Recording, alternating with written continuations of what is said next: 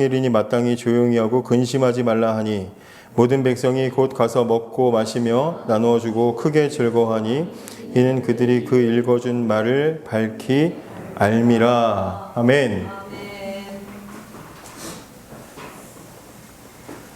여러분, 새해가 시작됐습니다. 새해 늘 기대를 가지고 여러 가지 계획들을 세우고 목표들을 세우죠. 여러분들이 어떤 목표들을 세웠는지는 잘 모르겠지만 개개인 개별적으로 여러분들이 여러 가지 계획들을 세우고 목표를 세웠을 겁니다.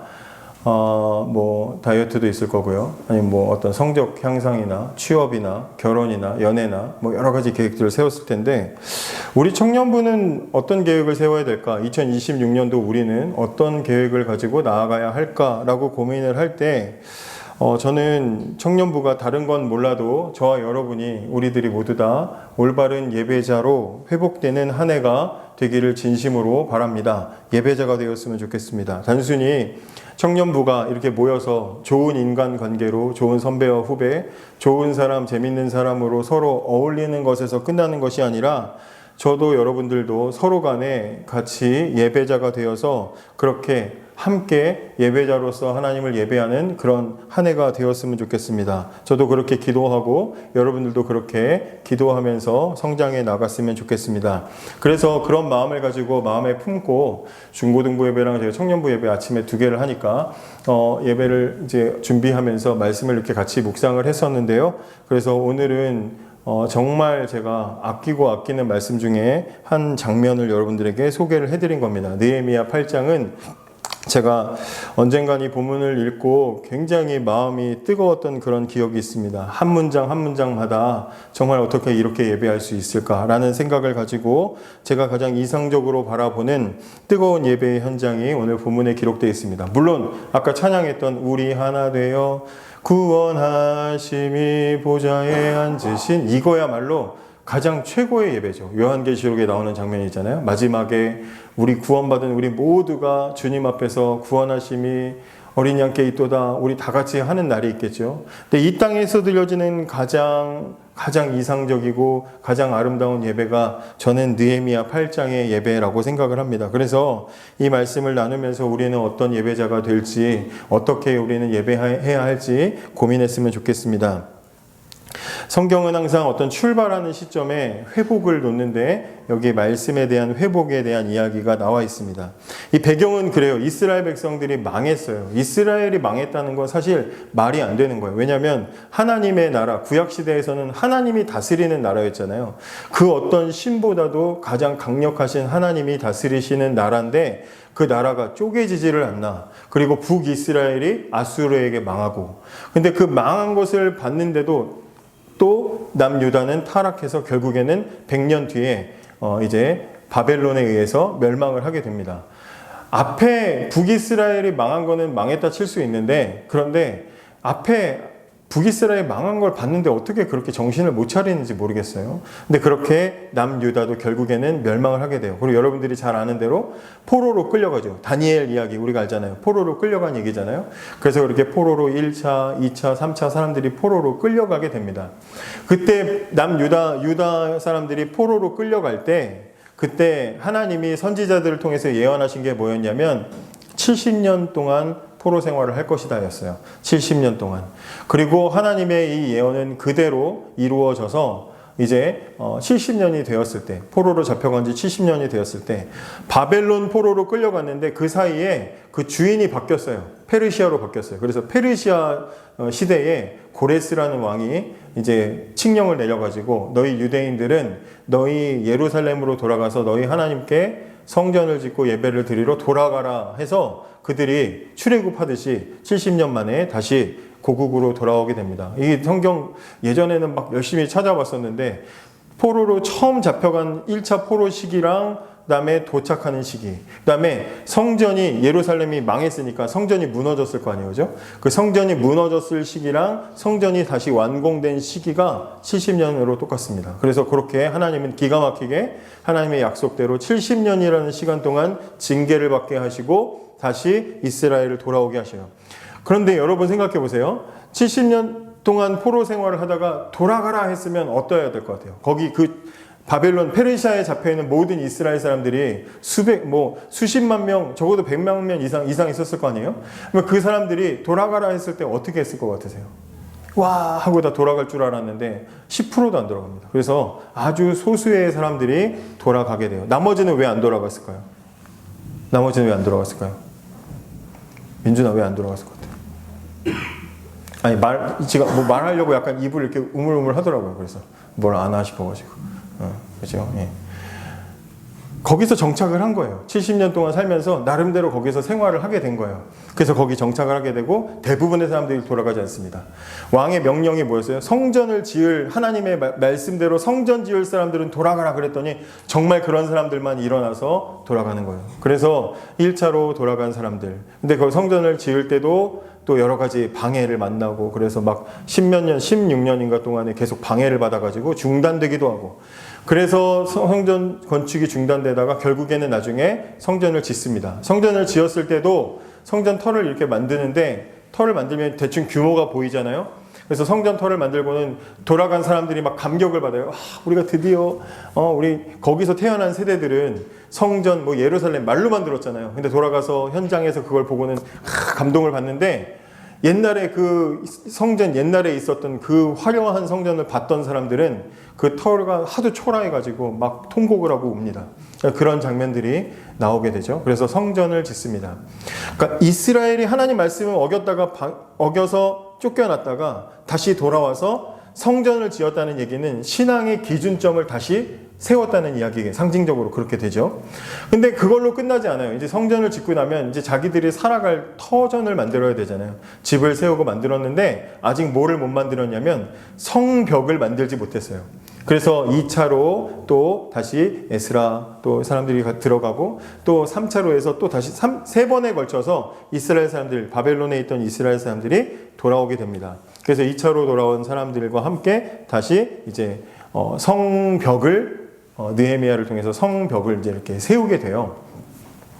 성벽을 세웠다는 얘기는 이스라엘 민족의 이제 그 형태를 다시 갖췄다는 얘기죠. 나라로서의 모양을 다시 갖췄다는 얘기죠. 성벽이 있다는 건 이제 우리나라야. 이건 여긴 우리나라. 이런 이제 경계가 생기는 거니까 하나님을 믿는 백성으로서의 성전으로 기준을 다시 회복했고, 그다음에 공간을 이제 이스라엘 백성의 공간을 다시 회복한 상태가 되었어요. 그러면 끝난 줄 알았는데 거기서 끝나는 게 아니죠. 왜냐하면 아직 이스라엘 백성들, 거기 돌아가 있는 이스라엘 백성들의 개개인의 신앙이 완전히 회복이 되지 않은 거예요. 그래서 오늘 어떤 이야기가 나와 있는 거예요? 그 개개인의 신앙이 말씀을 통해서 회복되는 이야기가 느헤미야 8장에 기록이 되어 있습니다. 하나님께서는 먼저 성전 신앙의 대상을 하나님께서 다시 회복시켜 주셨고, 그 다음에 그 백성들 그 모양들을 갖춰 주셨어요. 쉽게 말하면 신앙생활할 수 있는 좋은 환경들이 다시 다 조성이 됐다는 거예요. 교회 예배당 처소도 생겼고, 음향 장비며 필요한 것들이 다 생겼고, 예배드릴 준비들이 다 갖춰졌다는 거예요. 그런데 아직 신앙이 회복되지 않은 상태에서, 그래서 이제 오늘 느헤미야 8장에서는 그들의 신앙의 본질이 회복되는 장면이 기록이 되게 됩니다. 왜 그러냐면 여기 오늘 8절에 보면 이스라엘 자손이 자기들의 성읍에 거주하였더니 8장 1절에 일곱째 달에 이르러 모든 백성이 일제히 수문학 광장에 모였다.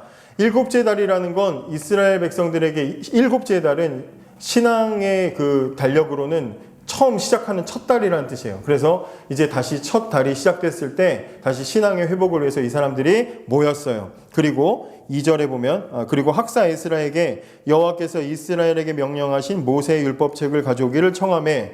모세의 율법책이 뭘까요? 모세의 율법책. 모세의 율법책은 지금으로 말하면 지금의 성경을 말하는 겁니다. 이 시대에는 신약 성경은 없었죠. 이 시대에는 이 모세의 오경 이 책이 성경이에요. 그러니까 하나님 말씀 성경을 가지고 와달라고 말했어요. 학사 에스라라는 사람은 지금으로 말하면 이제 목회자, 설교자를 얘기하는 거죠. 이제 서기관 뭐 이런 사람들을 얘기하는 건데, 하나님 말씀을 가르칠 사람에게 하나님 말씀을 가져다가 가르쳐 달라고 지금 요청을 하고 있어요. 반대로 됐죠. 목사가 사역자가 여러분 제발 예배 좀 드리세요 한 게 아니라 사람들이 말씀을 가르쳐 달라고 지금 목회자를 요청을 하고 있는 상태가 됐습니다. 왜요?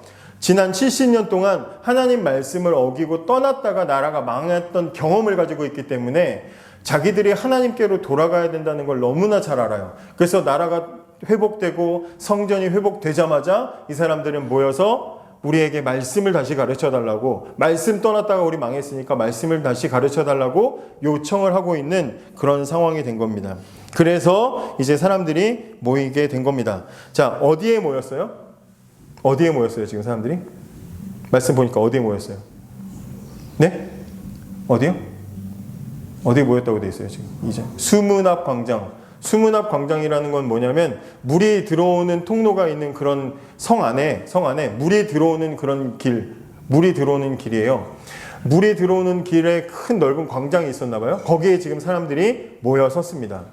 여러분 생각해 보세요. 말씀을 듣고 말씀을 배우는 자리는 보통 성전을 생각할 텐데, 성전 안에서 배우고 성전 안에서 말씀을 들어야 되는데, 이 사람들은 지금 어디 있어요? 물이 들어오는 자리에 있어요. 물은 이 백성들이 살아가는 데 있어서, 생활에 있어서 꼭 필요한 곳이죠. 필요한 공급을 받아야 되는 거잖아요.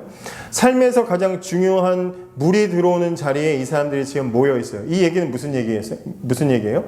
지금 이 사람들의 말씀의 회복을 지금 어디에서 시작하고 싶은 거냐면, 예배드리는, 원래 정해져 있던 성전 예배드리는 자리가 아니라 내 삶의 자리에서부터 하나님 말씀이 회복돼야 된다고 지금 거기에 모여 있는 거예요.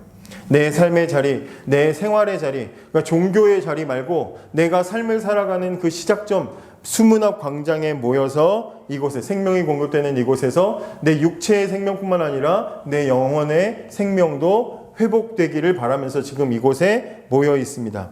어떤 사람이 모였습니까? 2절 끝에 회중 앞 곧 남자나 여자나 알아들을 만한 모든 사람 앞에 이르러. 3절에서도 수문 앞 광장에서 새벽부터 정오까지 남자나 여자나 알아들을 만한 모든 사람 앞에서 읽었다, 이렇게 되어 있어요. 어떤 사람이요? 알아들을 만한 모든 사람이 다 있어요. 누구든지 하나님 말씀을 들으면 알아들을 수 있는 모든 사람, 애기들 빼고는 다 나와서 말씀을 들었다는 거죠. 언제부터 언제까지요? 언제부터 언제까지요? 오늘 제목이 뭐예요? 예? 새벽부터 정오까지. 새벽부터라고 하니까 대충 어떻게 보면 돼요? 해가 이제 막 뜰 때부터, 그죠? 정오까지. 해가 한참 가장 꼭대기에 있을 때까지. 무슨 얘기를 하는 거예요?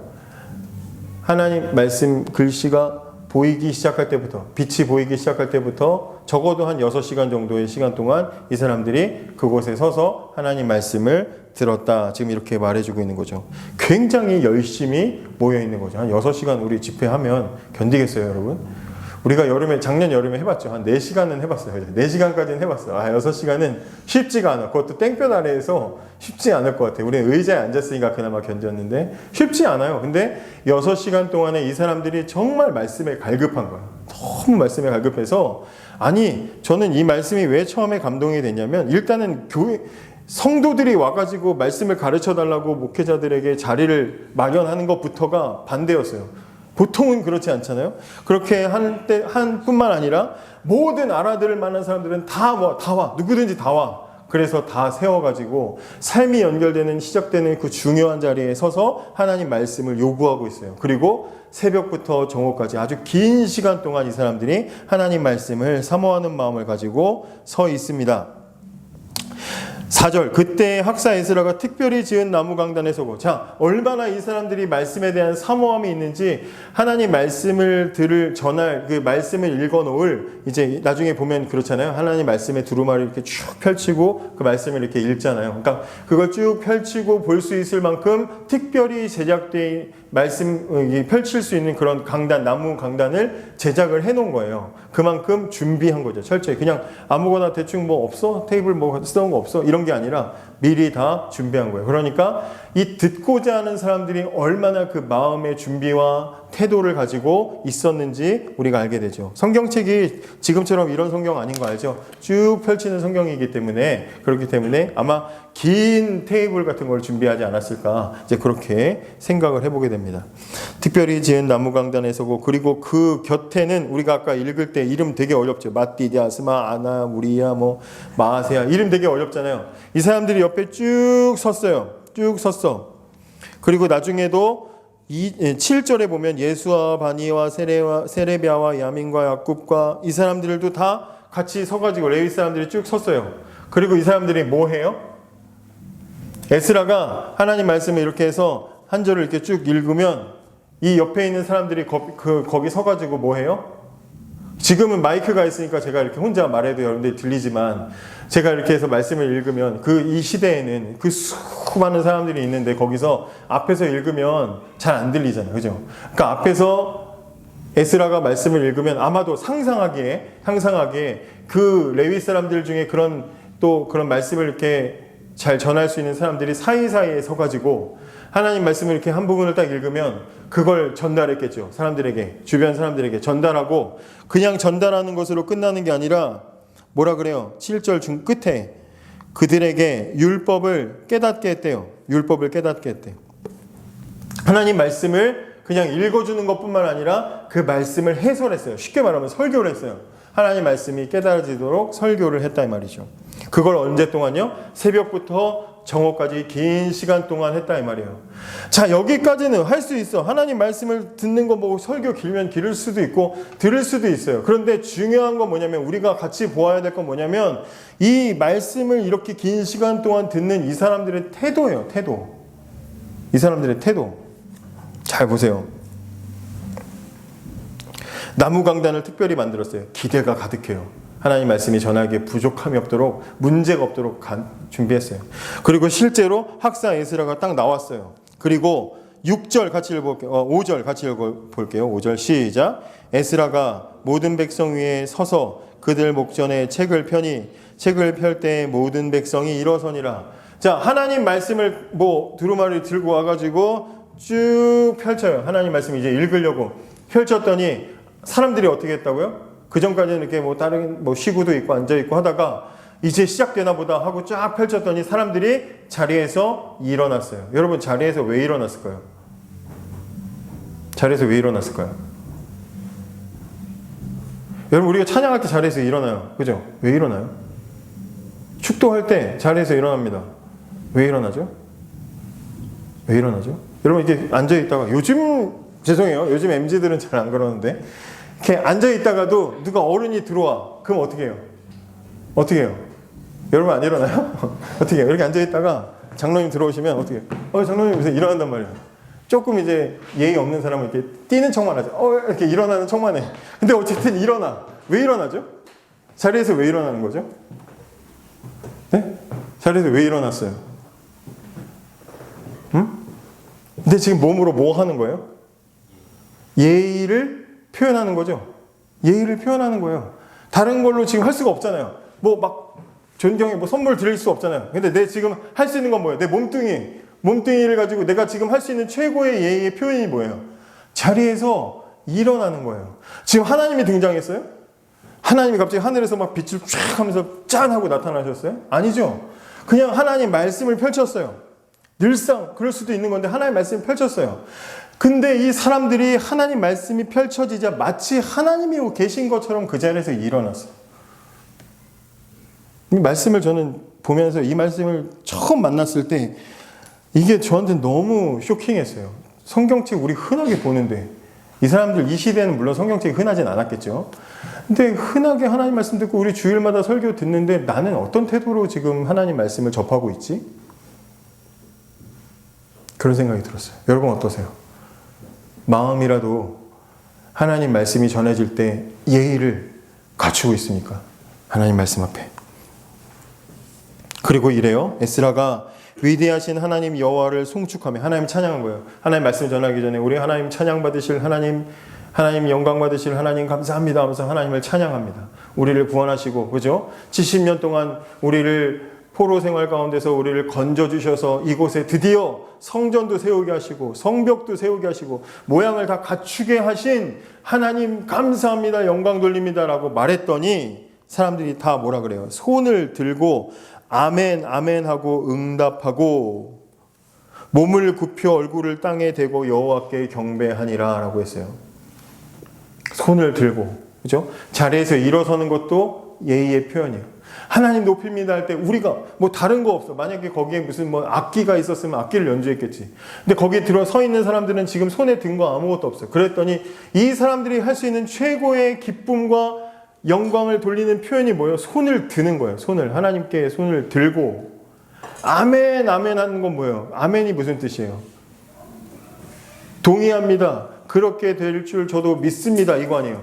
그걸 2번 반복했어요. 정말 그렇게 동의하고 정말 그렇게 믿는다고 표현을 하는 거예요. 하나님 높일 때 앞에서 설교자가 하나님 높입니다 했더니 아멘, 아멘 하고 반응을 한 거예요. 이거 추임새가 아니에요. 아멘은 추임새가 아니에요. 그죠? 그리고 2 손을 들고 높여. 그리고 어떻게 해요? 최고로 낮아진 모습으로 땅에 얼굴을 대고 몸을 숙여요. 어떻게 해요? 하나님을 제일 높이는 거죠. 하나님은 높고 나는 낮아요. 하고 지금 온 몸으로 하나님의 말씀에 대한 존경과 사랑을 표현하고 있어요. 하나님 얼굴 한번 보여주지 않았어요, 지금.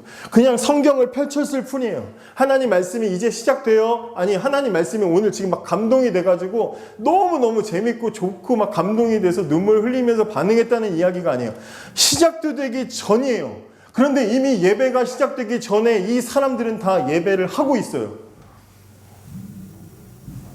감동이 되지 않으세요? 이 장면이? 나는 그렇게 예배한 적이 있냐고. 우리 예배는 그렇게 드려본 적이 있냐고. 예? 하나님께 말씀 듣기도 전에 이미 나는 예배가 되어 있는 그런 상태로.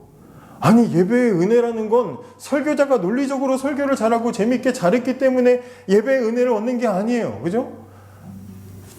하나님 말씀 앞에 이미 내 마음이 예배가 되어 있는 그런 상태로 여러분들은 나아간 적이 있습니까? 이렇게 몸이 반응했어요. 하나님 말씀 앞에 그들의 몸이 반응했어요. 이렇게 몸이 반응할 수밖에 없었던 이유는 뭐예요?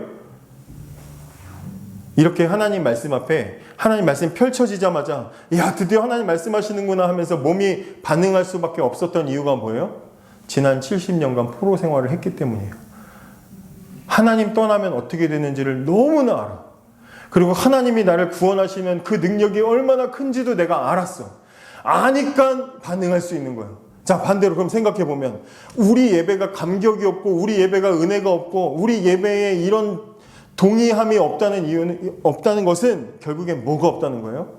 나를 구원해서 예배의 자리로 이끌어 주시는 오늘까지 이끌어 주신 하나님에 대한 감격이 없을 때 우리는 예배에 감동할 수 없는 거예요. 아무리 백날 찬양을 잘하고 아무리 앞에서 무슨 설교자가 대단하게 감동적인 예화를 가지고 설교를 해서 눈물을 짜내게 해도 오늘까지 나를 이끌어 주시는 그 하나님의 은혜에 대한 구원에 대한 감격의 깨달음이 없으면 우리 예배는 절대로 은혜될 수가 없는 거예요. 아무리 억지로 짜내려고 해도 안 되는 거예요. 노래의 감동은 받을 수 있고 가끔 예화를 들으면서 소름 끼치게 공감하는 예화에 눈물을 흘릴 때도 있죠. 보통 중고등부 어린이 수련회 가면 이제 설교 저도 해봤으니까 애들 눈물 짜내게 하려면 막 하다가 안 되면 엄마 얘기합니다. 엄마에게 잘못됐던 거 생각해 보세요. 그럼 다 울어. 다 은혜 받았대. 애들. 최고의 목사님 최고였어요. 막 그런다고.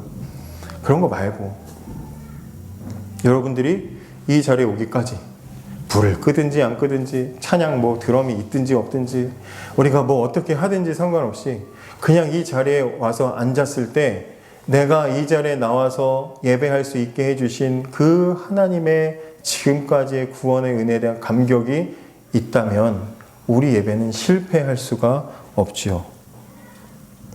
그리고 말씀을 읽습니다. 율법을 깨닫게 합니다. 8절 한번 읽어볼까요? 8절.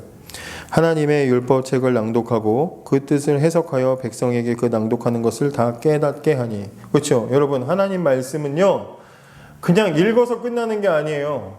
하나님 말씀은 많이 안다고 되는 게 아니에요. 하나님은 사랑이시다 안다고 끝나는 게 아니에요.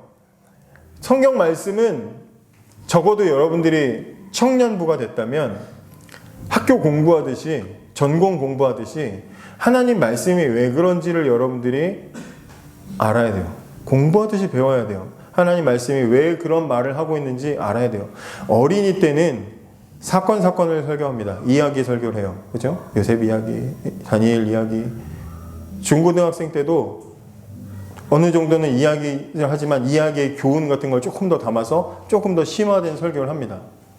고등학교 청년쯤 됐으면 그 이야기와 이야기를 연결해서 이 이야기가 말하는 게 무엇인지에 대해서 적어도 여러분들이 알아갈 필요가 있죠. 아, 이게 다 예수님 얘기하는 거구나. 이게 우리의 구원을 얘기하는 거구나. 아, 광야 사건은 우리의 삶에 적용할 수 있구나. 적용하는 일들이 여러분들의 삶에 있어야 돼요.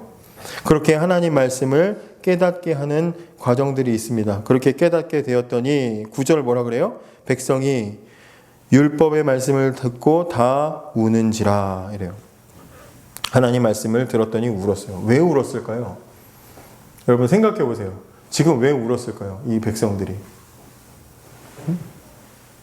여러분 모세의 말씀, 모세 오경 말씀을 읽었어.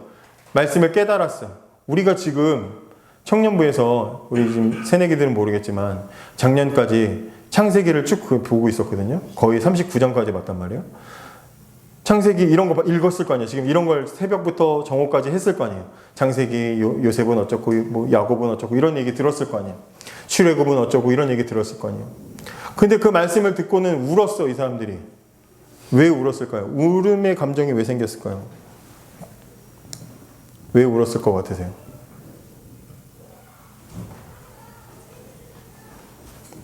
감동적이어서 울었을까요? 이 눈물은 뭘까요? 이 눈물의 의미는 뭘까요?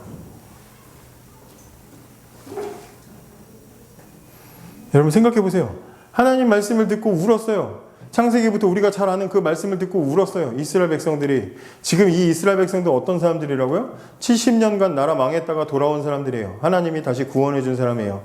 근데 창세기부터 모세 오경에 무슨 이야기 담겨 있어요? 하나님이 세상을 만드시고 인간이 타락하고 끊임없이 타락하고 하나님은 홍수 줬다가 기회 주시고 또 족장들을 선택하시고 기회 주시고 근데 또 이스라엘 백성들은 이집트의 포로로 끌려가고 또 왕국이 세워지고 이런 이야기잖아요. 그죠?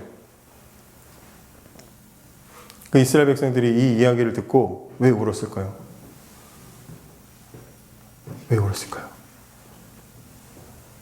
하나님이 우리를 얼마나 사랑하시는지, 우리에게 얼마나 많은 기회를 주셨는지, 하나님이 우리를 얼마나 사랑하시고 큰 기회를 주셨는데도 불구하고 우리가 얼마나 하나님을 많이 배신하고 얼마나 하나님의 마음을 아프게 하고 얼마나 하나님을 외면했는지 거기에 대한 죄송함과 후회와 그죠? 두려움의 눈물이겠죠. 어떻게 내가 그럴 수가 있어? 어떻게 우리가 하나님께 이럴 수가 있었습니까? 하고 우는 거죠. 그런 눈물인 거죠. 하나님 말씀을 깨닫는 순간, 하나님이 어떤 분이신지를 알게 되는 순간, 동시에 뭐가 깨달아져요? 그 하나님께 내가 어떤 인간인지가 깨달아지는 거죠. 여러분, 말씀 앞에 우리가 가장 첫 번째로 직면하는 사건은 이거예요. 하나님이 이러한 분이시다. 우리 큐티책 같은 거 보면 항상 질문이 그거죠. 하나님은 어떤 분이십니까? 이런 질문하죠. 이 이야기 속에 하나님 하자도 없는데 뭐 어떻게 알라는 거야? 하나님은 어떤 분이십니까? 물을 때 성경 말씀 속에서 하나님이 누군지를 깨닫는 순간 동시에 우리는 뭘 봐요? 내가 누군지를 보는 거예요. 내가 누군지. 내가 보이는 거죠. 하나님의 거룩하심, 하나님의 선하심, 하나님의 아름다우심을 볼 때 추악하고 부족하고 더러운 나의 죄가 잔뜩 보이는 거죠. 그 하나님 앞에. 그래서 눈물이 나는 거예요. 우상숭배하고 포로로 끌려가고 그럼에도 불구하고 70년의 약속을 지켜주시는 그 하나님이 보이니까 아파서 우는 거죠. 여러분, 말씀은 무슨 인스타나 이런 데 가끔 감성 글귀처럼 그냥 뜬금없이 괜찮을 거야. 걱정하지 마. 뭐 자살 방지로 이렇게 한강 대교 같은데 이렇게 글씨 써 있는 것처럼 당신은 오늘도 최고였어요. 막 이렇게 써 있는 아무 의미가 없는, 물론 아주 극단적인 사람들한테는 도움이 될 수도 있겠지만 아무 책임도 져주지 않는 그런 문구로 우리에게 주어지는 게 아니에요. 하나님 말씀은 가장 먼저 나를 정확하게 들여다보게 합니다. 마치 현미경으로 보는 것처럼 너가 이런 사람이야 라고 먼저 말씀이 보여줘요. 그래서 마음이 찔려서 눈물이 나는 거예요. 다시 말해 말씀을 듣고 눈물이 난다. 이 얘기는 하나님 말씀을 정확하게 깨달았기 때문에 얻어지는 눈물인 거예요. 여러분, 그래서 우리는 많이 울어야 합니다. 하나님 말씀을 읽고 하나님 말씀을 깨닫는 은혜가 있어야 해요.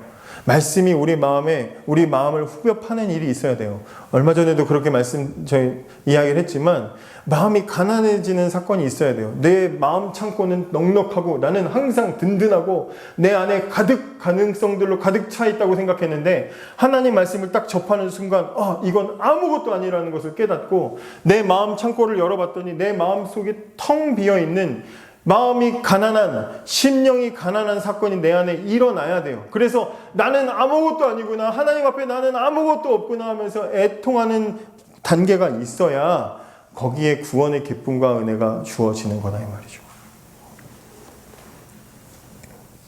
여러분, 그렇게 슬퍼하고 있을 때 아주 중요한 말을 합니다. 9절 한번 같이 처음부터 읽어볼게요. 9절 시작. 백성이 율법의 말씀을 듣고 다 우는지라. 총독 느헤미야와 제사장 겸 학사 에스라와 백성을 가르치는 레위 사람들이 모든 백성에게 이르기를, 오늘은 너희 하나님 여호와의 성일이니 슬퍼하지 말며 울지 말라 하고. 울지 말아라, 괜찮다, 이런 말이 아니고요. 울지 말아라. 오늘은 하나님이 너희가 그런 줄을 알지만 그런데도 불구하고 은혜를 가득 채워주신 날이라. 그러니까 더 이상 두려워하지 말고, 그런 너희들의 과거 때문에 오늘 적나라하게 드러난 너희들 자신을 보고 두려워하고 슬퍼하고 또 하나님이 막 나를 버리시는 건 아닐까 두려워하지 말고, 오늘은 하나님이 완전하게 너희들에게 은혜로 채워주신 날이니 오늘은 기뻐해라, 이렇게 얘기하는 거예요. 기뻐해라. 여러분, 기쁨의 선언은 거기에서 오는 거예요. 그냥 단순히 감정으로 오는 게 아니라, 나는 죄인이야, 나 같은 건 나는 하나님 앞에 설 수가 없는 사람이야. 그래서 하나님 앞에 서면 두려워요. 하나님 말씀 앞에 서는 건 항상 두려워. 하나님 앞에 내가 나를 직면하게 되기 때문에 나 같은 더러운 죄인 발견하는 게 두려워요. 그럼에도 불구하고 내가 두려워하는 것보다 하나님의 은혜가 훨씬 더 크기 때문에 하나님은 나를 오늘도 예배의 자리로 부르신 거예요. 예배는 거기에서 감격을 얻는 거예요. 나 같은 죄인 살리신 주 은혜에 놀라와. 이 벌레 같은 날 위에 왜 그렇게 찬양을 하고 고백해요? 하나님의 은혜로 이 쓸데없는 자 왜 구속하여 주는지, 구원하여 주는지 나는 알 수 없도다. 나는 모르겠어. 근데 그 1절로 안 끝나요. 내가 믿고 내가 의지하는 것은 뭐냐면, 그럼에도 불구하고 나에게 베풀어 주시는 하나님의 풍성하신 은혜, 거기에 감격이 있는 거예요. 다른 데 감격이 있는 게 아니라. 그래서 하나님은 눈물에서 끝내지 않고 우리에게 은혜로 우리의 기쁨을 회복시켜 주십니다. 그 다음 절 읽어볼게요. 느헤미야가 또 그들에게 이르기를, 너희는 가서 살찐 것을 먹고 단 것을 마시되. 얼마나 좋아요, 그죠? 준비하지 못한 자에게는 나누어 주라. 이날은 우리 주의 성일이니 근심하지 말라. 여호와로 인하여 기뻐하는 것이 너희의 힘이다, 이래요.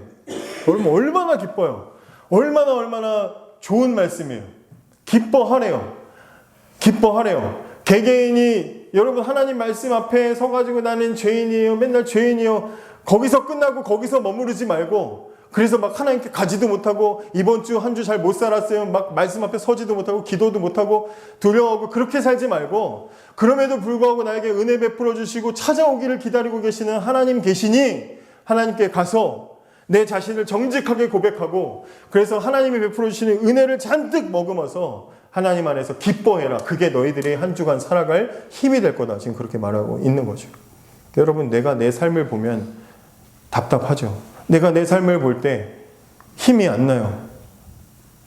항상 약속하고 계획한 것도 잘 지키지 못하고 내 삶을 내가 하나님 앞에서 제대로 살아가지 못하는 것 같아. 그런데 하나님은 그런 우리에게 살아갈 은혜를 주셔요. 힘을 주셔요. 그럼에도 불구하고 사랑해 주셔요. 이스라엘 백성들이 70년 잘해서 돌아왔어요? 아니요. 하나님이 약속했기 때문에 돌아온 거예요. 430년 이집트에 있을 때 잘해서 돌아왔어요? 아니요. 하나님이 약속했기 때문에 돌아온 거예요. 마찬가지예요. 저와 여러분이 잘해서 지금 구원받았어요? 아니요. 하나님이 약속했기 때문에 구원하신 거예요. 그렇기 때문에 한 주간 우리가 삶의 현장에서 나는 이런 사람이야, 나는 이거밖에 안 돼, 나는 왜 이렇게 못 살지, 나는 왜 이렇게 못하지, 나는 왜 이렇게 하나님 앞에 죄를 지을까, 두려운 마음이 있지만 그래도 우리는 털고 여기 나와야 돼. 그러면 하나님이 나를 얼마나 사랑하시는지 은혜를 깨닫게 해요. 그러면 그게 한 주간을 살아가는 힘이 되는 거다 이 말이에요. 말씀 앞에서 무너졌지만 말씀을 통해서 다시 일으켜 세워주시는 회복이 이 예배의 자리에서 일어나게 되는 겁니다. 그게 예배인 거예요. 여러분, 우리가 드리는 예배는 그 일이 일어나는 자리예요. 이 자리는 다른 거 하는 자리가 아니고, 적어도 우리가 드리는 이 예배의 자리는 말씀 앞에 무너졌다가 다시 그 말씀을 통해서 힘을 얻고 여호와를 즐거워하며 기뻐하는 것이 힘인 줄 알고 그 힘을 충전해서 한 주간을 살아갈 힘을 가지고 다시 저 문을 박차고 세상을 향해서 나아가는 것이 이 주일날 우리가 모여있는 이유입니다. 여러분, 그렇게 예배하고 있습니까? 오늘 느헤미야는 그렇게 선포합니다. 오늘은 여호와의 성일이다. 이게 주일이다. 이게 진짜 주일이다. 하나님 말씀 앞에 깨지고 무너지고 다시 그 은혜를 회복하고 힘을 얻어서 돌아가는 날이 바로 오늘이다. 그렇게 선포하고 있습니다. 여러분에게 주일은 어떤 날입니까? 여러분, 오늘 이 자리에 나와서 지금 앉아서 말씀 듣는데 여러분 정말 그런 마음으로 말씀 듣고 있습니까? 제가 말씀을 이렇게 나눌 때 박 목사의 말이 아니라 오늘 목사님 설교 잘하네? 오늘 못하네? 오늘 말 틀렸네? 안 틀렸네? 그런 거 듣는 날이 아니라 제가 말하지만 하나님의 말씀으로 들을 마음의 준비가 된 채 이 자리에 나와 있습니까? 찬양을 할 때 또 예배 순서들이 진행될 때 하나님 앞에서 내가 지금 예배한다는 그런 마음을 가지고 여러분 예배하고 있습니까? 수문학 광장에 사람들이 모였습니다. 하나님 말씀을 수문학 광장에서 들려달라고 했어요. 무슨 얘기예요? 삶의 현장에서부터 하나님 말씀이 필요하다는 것을 이 사람들이 아는 거죠. 여러분들은 그렇게 살아가고 있습니까? 혹시 종교의 현장으로 이 화평교회 청년부 2층, 화평교회 2층 이 예배실을 종교의 현장으로 구별해 놓고 저 문 밖으로 나가면 여러분들은 여러분들의 생활의 현장에서 여러분 마음대로 살고 다시 주일만 되면 이 시간만 딱 하나님께 드린다고 생각하고 나와 있지 않습니까? 그렇다면 틀린 거예요. 그건. 특별한 나무 강단을 제작하고 하나님 말씀을 기다린 것처럼 여러분들은 주일을 전에 지금 이거잖아요. 하나님 말씀이 들리기 전이잖아요. 하나님 말씀이 펼쳐지기 전이잖아요. 학사 에스라가 나와서 설교하기 전이잖아요. 근데 그 전부터 이 사람들은 준비했다고요. 예배드리기 전에 여러분들은 예배로 준비하고 있냐 이 말이죠. 오늘 아침 중고등부 예배 말씀 전할 때 여러분들에게도 한번 전에 소개를 한 적이 있었는데 창세기 4장 설교를 했어요. 가인과 아벨이 하나님께 제물을 바치고 드렸는데 누구의 예배는 실패했어요? 가인의 예배는 실패하고 아벨의 예배는 하나님 받으셨죠? 근데 성경을 잘 보면 뭐라고 되어 있어요? 가인과 가인의 제물은 받지 않으시고 아벨과 그의 제물은 받으셨다라고 했습니다. 그러니까 제물을 바치는 행위 어느 시점에 했겠죠? 몇 월 며칠 언제 몇 시부터 몇 시까지 제물을 바치는 행위를 했겠죠? 그 제물과 그리고 하나님은 뭐를 함께 받으셔요? 그 사람을 받으셨어요. 그러면 그 사람을 가인과 아벨과라고 말할 때 그 사람을 받는다는 얘기는 뭐겠어요? 하나님께 제물을 바치는 제사의 행위 어느 시점에 일어난 그 사건 전까지 예배하기 전까지 그 사람의 일상 속에서의 삶을 하나님은 함께 예배로 받으시는 거죠. 우리로 치면 지난 주일 예배 후에 여러분들이 문 밖으로 나간 그 시점부터 월화수목금토 지나고 주일 아침 여러분들이 여기 다시 올 때까지의 여러분들의 삶과 그리고 이 시간에 지금 여러분들이 드리는 이 예배를 함께 하나님은 예배로서 받으시는 거죠.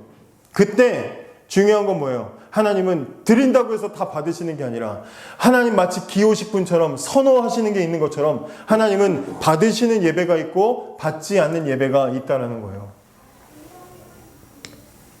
그러니까 지금 이 자리에 나와서 앉아있는 것도 중요하지만 한 주간 살아오는 우리의 삶이 더 중요하다는 겁니다. 여러분 준비되고 있습니까? 그렇게 예배하고 있습니까? 나무 강단을 준비한 것처럼 여러분들은 삶의 현장에서 하나님 말씀을 들을 준비를 잘 하고 있습니까?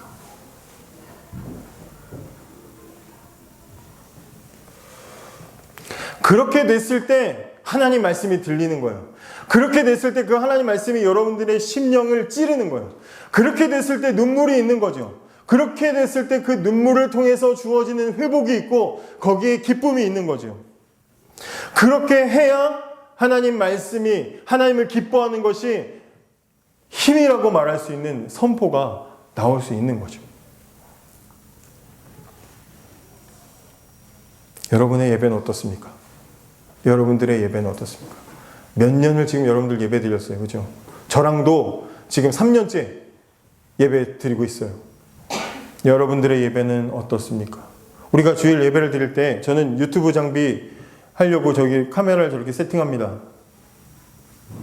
찬양팀은 음향 장비들을 준비하죠. 영진이는 기타를 준비합니다.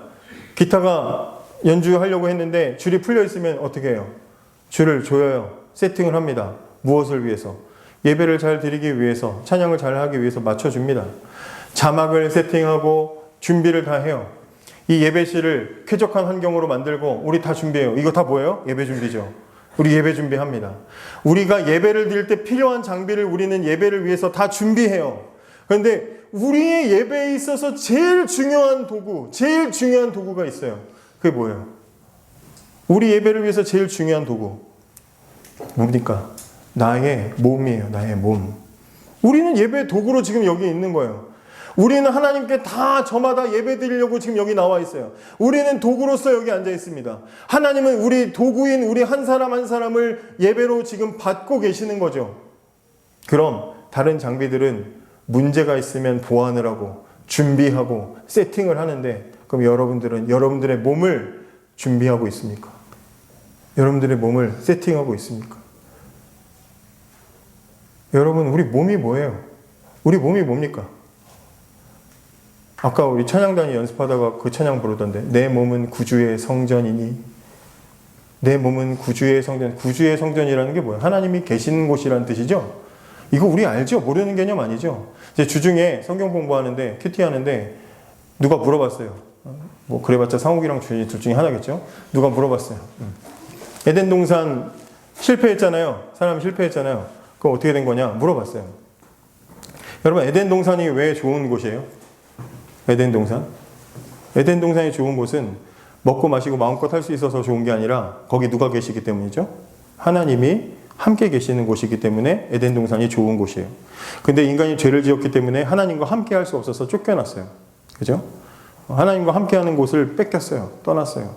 그런데 하나님은 그런 인간을 포기하지 않고 인간에게 기회를 주셨어요. 하나님과 함께 할 수 있는 기회를 다시 주셨어요. 그게 뭐예요? 구약시대의 이스라엘 백성들이 하나님과 어떻게 함께 했습니까? 무엇을 통해서 함께 했죠? 무엇을 통해서? 무엇을 통해서? 제사를 통해서 함께 했잖아요. 제사를 통해서. 그 제사 어디서 드렸어요? 성막에서 드리고 성전에서 드렸죠. 그래서 성막과 성전의 그 곁에 테두리를 무슨 무늬를 새겼냐면 그 커튼을 이렇게 막아놨는데 그 커튼을 무슨 무늬로 새겼냐면 나무 무늬로 새겨놨어요. 나무 무늬로 왜 새겨놨겠어요? 여기가 뭐라는 거예요? 에덴 동산이라는 거예요. 하나님이 함께 하시는 곳. 그죠? 그래서 성막과 성전으로 구약시대 내내 하나님이 그 방식으로 함께 해주셨어요. 그러다가 신약으로 넘어와서 드디어 누가 오셨어요? 임마누엘, 하나님이 너희와 함께 계시다라는 하나님이 직접 오셨어요. 그러니까 이제 성전 필요해요? 필요 없어요? 옛날 성전은 필요가 없어요. 그래서 예수님이 우리와 함께 계시는 일이 일어났어요. 다시 좋아졌어요. 그죠? 근데 그 예수님이 다시 하늘로 올라가시면서 내가 가지만 너희에게 누구를 보낸다고 그러셨어요? 누구를 보내셨어요? 성령을, 교회 처음 다니세요? 성령을 보내셨어요? 성령은 어디로 오셔요? 어디로 오셔요? 어디로 오셔요? 성령은 어디로 오세요? 구천면로 366으로 오셔요? 어디로 오세요? 내 안에 오시죠? 내 안에 오셔요. 그러니까 하나님이 내 안에 오시는 사건이 일어났어요. 하나님이 함께 계신 곳은 에덴 동산이고 하나님이 함께 계신 곳은 성전이에요. 그래서 그 찬양이 내 몸은 구주의 성전이니가 되는 거예요. 그리고 나서 우리가 이렇게 살다가 죽고 나면 나중에 어떻게 되는 거예요? 다시 오시는 그 하나님과 함께 하나님 나라 천국에서 사는 거예요. 이미 우리 안에서 천국이 시작됐고 우리는 죽으면 저 천국으로 가는 거예요. 이게 우리 몸이고 우린 그런 상태로 예배하는 거예요. 성전으로서 여러분들은 여기 다 앉아 있는 거예요. 저도 여러분들도 성직자, 목사만 성전으로 있는 게 아니라 여러분 개개인도 다 성전이라는 도구로 하나님 앞에 예배드리러 지금 나와서 앉아 계시는 거예요. 그렇기 때문에 악기 장비, 마이크 장비, 목사가 설교할 수 있는 장비들 준비를 하듯이 여러분들도 여러분들의 몸을 예배드릴 장비로 준비해야 되는 거예요. 세팅을 해야 되는 거예요. 그래야 이 예배처럼 느헤미야 8장에 있는 이 땅에서 드리는 이 감격적인 예배처럼 할 수 있는 거다 이 말이에요. 그런데 그 몸을 여러분 어떻게 쓰고 있습니까? 여러분 이 몸을 어떻게 쓰고 있어요? 뭐 그냥 대충. 혹시 여러분들의 인생을, 여러분들의 삶을 대충 낭비하고 있지 않습니까? 하나님이 만들어주신, 예배하라고 만들어주신 작품인데 여러분 내 인생은 끝났어, 틀렸어, 망했어, 안 돼 나는 이렇게 저렇게 맨날 절망감 가운데 있습니까? 여러분 엄마가, 여러분 어머니가 여러분들에게 정성스럽게 음식 만들어줬는데 그거 가지고 다른 사람한테 이거 뭐야? 음식물 쓰레기야. 엄마가 어떻게 생각하겠어요? 속상하죠? 아프죠? 제정신이 아닌 거죠. 그런 말 하면. 하나님이 예배하라고 여러분들에게 여러분들의 몸을 다 주셨는데 성전인 몸을 받아놓고 내 자신은 쓰레기야. 내 인생은 안 돼. 내 인생은 실패했어. 이렇게 생각하는 건 폐륜아랑 똑같은 거란 말이죠. 여러분 몸을 어떻게 쓰고 있습니까? 주일날 예배에 나와서 이렇게 번듯하게 예배드리기 전까지 보이지 않는 곳에서 여러분들의 삶은 어떻게 살아가고 있습니까? 세상의 쾌락과 세상의 즐거움에 취해가지고 여러분 그렇게 한 주간을 살아가다가 이 자리에 아닌 척 나와 있으면 하나님이 모르실까요? 술 취하지 말라. 술 취하지 말라 그랬으니까 마시는 건 괜찮잖아요. 돼요? 괜찮아요? 안 돼요. 왜 안 될까요? 여러분 술 취하지 말라 성경에 나와 있죠. 몇 장에 있는지도 몰라. 에베소서에 있는 것도 잘 몰라. 근데 꼭 그런 거 말하면 애들이 말해. 술 취하지 말라 그랬지 먹지 말라고 안 했잖아요. 그럼 담배도 성경에 담배가 없으니까 담배 마음대로 피워도 되겠네. 아니 성경 말씀을 그렇게 잘 따라서 성경에 술 마시지 말라고 안 했으니까 술 취하지 말기만 하면 되니까 나는 지킬 거예요 라고 말할 거라면 그러면 너의 몸을 거룩한 산 제물로 드리라고 하는 말씀을 왜 안 지켜요? 자기가 원하는 좋아하는 말씀만 골라가지고 지키는 거지. 성경 말씀에 낮에와 같이 단정히 행하고 방탕하거나 술 취하지 말며 음란하거나 호색하지 말며 다투거나 시기하지 말고 오직 주 예수 그리스도로 옷 입고 정욕을 위하여 육신의 일을 도모하지 말라 그런 말씀은 다 안 지키면서 그거 하나 딱 가지고 스레드에 한번 올려보니까 그러더라고. 반응이 술 취하지 말라 그랬는데요 그러더라고요. 꼴보기 싫대요. 이 몸은 그런 몸이 아니라고요. 하나님 그러라고 주신 게 아니라고요. 여러분 다른 건 몰라도 예배에 실패하면 안 됩니다. 우리는 예배에 실패하면 안 돼요. 하나님은 우리를 예배자로 부르셨어요. 예배의 도구로 우리를 만드셨어요. 그러면 찬양팀이 악기 세팅하듯이 우리는 우리를 세팅해야 돼요. 예배를 잘 드릴 수 있도록 우리는 우리 자신을 세팅해야 합니다. 부단히 노력해야 됩니다. 우리가 열심히 우리 자신을 가꾸고 준비해서 하나님 말씀을 잘 받아들일 수 있는 통로로 준비해야 돼요. 그렇게 해도 말씀이 우리를 찌를 거예요. 아파해야 돼요. 아파하고 눈물을 흘려야 됩니다. 그러면 하나님이 우리를 회복시켜 주실 거예요. 그때 하나님이 주시는 그 기쁨의 힘을 맛보게 될 겁니다. 다른 것보다 우리의 태도가, 우리의 마음이 바뀌는 그런 예배가 될 수 있도록 하나님이 찾으시는 그런 예배자로 살아갈 수 있는 저와 여러분이 되기를 원합니다. 이 시간 함께 같이 기도하시겠습니다. 말씀을 잘 생각하면서 하나님 예배자가 되기 원합니다. 껍데기만 왔다가 돌아가는 사람 되지 않도록 내 인생의 예배가 무너졌습니다. 내 삶에 하나님을 향한 예배가 무너졌습니다. 하나님 다시 일으켜 주십시오. 하나님 도저히 내 스스로는 극복할 수가 없습니다. 은혜의 기쁨이 예배 가운데 회복되게 하여 주십시오. 내 몸이 구주의 성전이라는 것을 노래만 하는 게 아니라 정확하게 깨닫고 그래서 내 자신을 예배에 가장 적합하게 세팅하는 그런 삶을 살아가도록 나를 이끌어 주십시오. 하나님을 기뻐하는 것이 내 인생의 힘이 될 수 있도록 2026년도 나를 붙들어 주십시오. 오늘 이런 마음을 가지고 같이 기도하겠습니다. 하나님 감사합니다.